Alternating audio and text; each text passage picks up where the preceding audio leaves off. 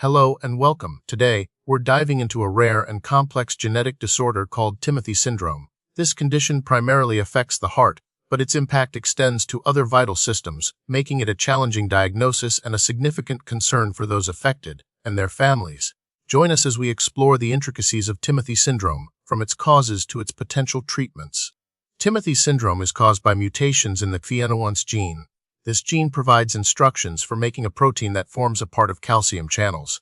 These channels play a critical role in regulating the flow of calcium ions into cells, which is essential for the proper functioning of various tissues, including the heart, brain, and muscles. The mutation typically arises spontaneously and is not inherited, meaning it's a de novo mutation. The mutated CFN1 gene leads to a dysfunction in calcium channels. Specifically, it causes them to remain open for longer than they should. This prolonged calcium influx disrupts the normal electrical activity of the heart, leading to life-threatening arrhythmias like prolonged QT interval, which can predispose individuals to torsades de pointes and ventricular fibrillation. The continuous calcium influx also affects other tissues, impacting neurological development and muscle function. Timothy syndrome is exceptionally rare. Due to its severity and early presentation, accurate prevalence data is difficult to obtain. It's estimated that only a few hundred cases have been reported worldwide. Its rarity makes it challenging to study and diagnose, highlighting the need for increased awareness among medical professionals. The signs and symptoms of Timothy syndrome are wide-ranging. The most prominent feature is a prolonged QT interval on an electrocardiogram, increasing the risk of dangerous heart rhythms. Other cardiac symptoms include bradycardia, or a slow heart rate, and structural heart defects. In addition to heart problems, individuals with Timothy syndrome often exhibit syndactyly, which is the fusion of fingers and toes. Neurological issues such as autism spectrum disorder and developmental delays are also common. Other features may include immune deficiencies, hypoglycemia, and characteristic facial features. Diagnosis of Timothy syndrome typically involves a combination of clinical evaluation, electrocardiogram ECG findings, and genetic testing. An ECG will reveal a prolonged QT interval. However, the presence of syndactyly coupled with QT prolongation is highly suggestive. Genetic testing, specifically sequencing the CFN1 gene, is crucial for confirming the diagnosis and distinguishing it from other conditions that may cause similar symptoms.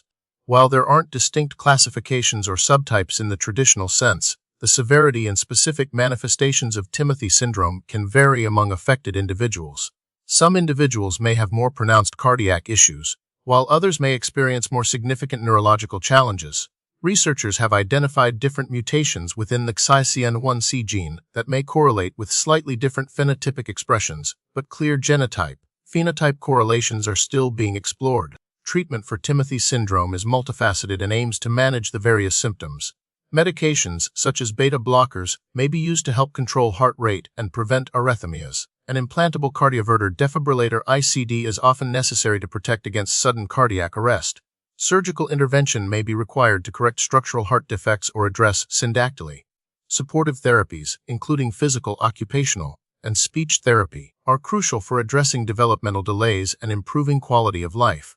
Continuous monitoring and a multidisciplinary approach involving cardiologists, neurologists, geneticists, and other specialists are essential. Currently, there are no known preventative measures for Timothy syndrome since it arises from spontaneous genetic mutations. Genetic counseling is important for families who have a child with Timothy syndrome to understand the recurrence risk, although the risk is generally considered to be very low, given the de novo nature of the mutation.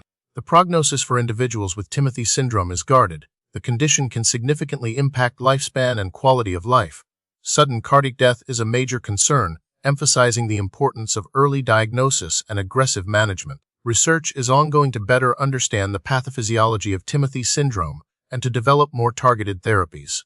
Some promising research focuses on developing drugs that can specifically modulate the activity of the mutant calcium channels. Other avenues of research include exploring gene therapy approaches to correct the underlying genetic defect.